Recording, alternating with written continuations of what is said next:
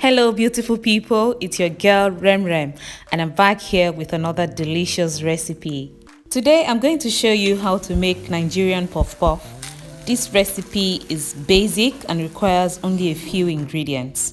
Before we get into that, please subscribe to my channel, and if you like this video after watching it, kindly give me a thumbs up. I will leave the ingredient list and measurements in the description box and also try to mention them as we go. For this puff puff recipe, I'll be using 3 cups of flour, which I have sifted and now measuring into the bowl where I'll be mixing everything. This is 1/4 cup of sugar and is perfect for the quantity of flour. Please add more if you like yours sweeter. Me, I don't like overly sweet things. 1/2 teaspoon of salt. This is nutmeg seed, and I like to use the seed because they're more flavorful. I'm going to grate in 1 teaspoon quantity into the flour.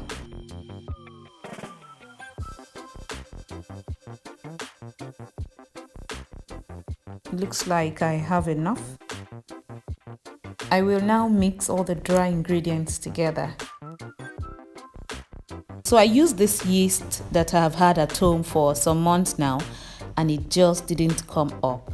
I activated it by putting some warm water in it and adding a bit of sugar so that it can, form bubbles and come up, but it just sat in the bowl flat. Nothing happened. This is it. And that tells me that the yeast is not good. Although it is not instant, but when I activate, it's supposed to come up, but nothing happened. So I was fortunate enough to get another one from my neighbor. This is instant dry yeast, and although I don't need to activate this one, but I just want to show you, if you're using the one that is not instant, how to activate. You just put a bit of water in it and a bit of sugar, about 1 teaspoon, mix it and set it aside for a few minutes, 3 to 5 minutes, and you will see it form bubbles like this, and that shows that the yeast is good. And this is it. So I will pour this straight into the flour mixture. I am using some of the water I have set aside for this recipe to rinse out the bowl and do all that mixture. I have washed my hands clean, and that's what I'll be using to work this batter. If you don't like the stickiness that comes with doing this with your hands, you can use a spatula. I really don't mind, and I like to feel the batter with my hands. So I'm mixing and adding water in bits as I go, so that I do not end up adding too much. But in total, I used about 1.5 cups. I will do this until the batter is smooth.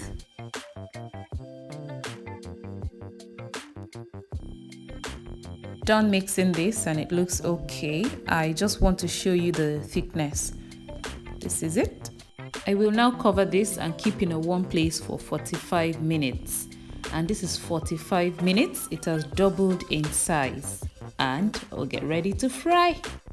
To fry puff puff, you need a lot of oil, about 2 inches deep in the pan you'll be using. So a lot of oil. And I am heating up my oil now. I'll wait for it to heat up before I start dropping the batter. Meanwhile, I will deflate the bubbles in the batter and try to mix it a bit before frying.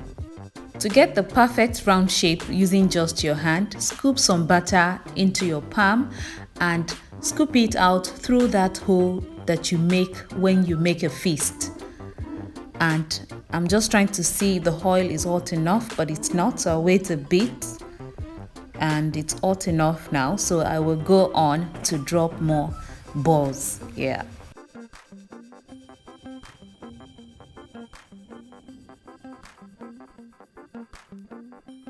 Please make sure to fry on medium heat so you do not have the outside brown and the inside is not well cooked. I had a little space there, so I thought to drop just one ball, and I am flipping as they fry. Stay close and watch so that you can flip. Some of these balls you will flip and flip. They will just want to remain on that same side. You will flip and then they return to the other side. But you just keep flipping and keep a close watch.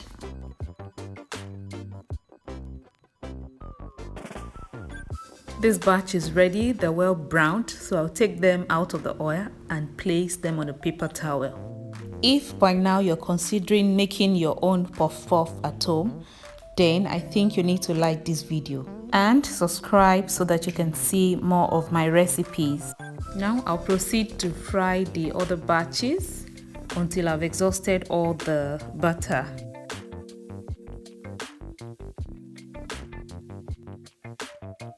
Okay, so this is from the first batch.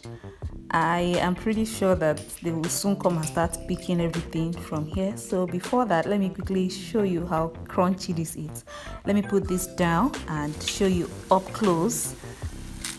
Can you hear that crunch? It's crunchy on the outside, soft and chewy, spongy on the inside. And that's the typical Nigerian puff puff. Second batch is ready, and that's what I'm taking out of the oil now. And finally, the last batch. This puff puff was so delicious. My people were on standby eating as I was bringing them out of the oil. You want to try this, I tell you, you will love it. You will get it. It is so easy, the recipe, and very simple.